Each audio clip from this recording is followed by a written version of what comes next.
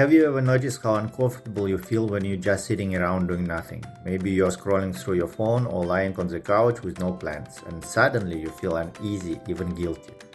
That's not random. Your brain senses that time is being wasted. It knows you could be using the time to do something meaningful, something that fulfills your deeper needs. What do we all deeply want? Even though we're all different, most of us want the same basic things: safety, to feel secure, especially financially and physically; connection, to be accepted, supported, and understood by others; emotion, to feel excitement, passion, joy, or even admiration. The level of each need varies from person to person. Some people need to feel totally safe before they can relax. Usually this means financial security. Others crave love, friendship, or simply being around people. And for some, attention and admiration really matter. They want to be seen and appreciated. What we want to feel in the future, peaceful, respected, safe, joyful, is shaped by how strong each of these needs is inside us. And these needs don't just affect our future. They shape what we do right now, every single day. So, strategy 1, figure out what you don't want. Sometimes it's hard to understand exactly what we want in life. You might ask yourself, what do I really need? More money, more love, more fun? But the answer may not come easily. When that happens, try this simple trick. Think about what you definitely don't want.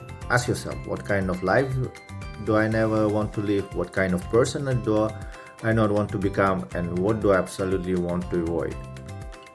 By exploring what you want to avoid, you can start to understand what you do want. It helps you set boundaries around your values and dreams. And usually, when people say, I don't know what I want, they often do know. They're just avoiding the uncomfortable feelings that come with the thinking deeply about their life. But if you're brave enough to go there, you start to feel more clarity and purpose. Strategy 2. Don't just chase money, create value. Many people focus on income when thinking about their future. You probably ask yourself, how much money do I need to be happy? And sure, some people feel super motivated by big money goals. They say things like, I want to make 10,000 a month or 100,000 a month, and that drives them to work harder. But for many people, that strategy doesn't work. They chase money, feel stressed, and end up lost. Here is a better approach. What if you start with the question, what do other people need? If you do work that helps others, if your product, service, or message is useful and meaningful to them, and you can clearly show its value, the money will follow naturally. Ask yourself, how can I help someone today? What do I know or do that could make someone's life easier, better, or more enjoyable? What problem can I solve for others? The truth is, when your work matters to both you and other people, it becomes powerful. You stay motivated, people pay attention, and eventually you get rewarded for that effort.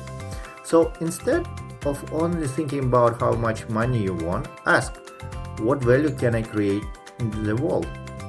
Strategy 3. Use what you already have. You already have more tools than you think. Let's look at what you're good at, what you have done, and how you can use it to move forward.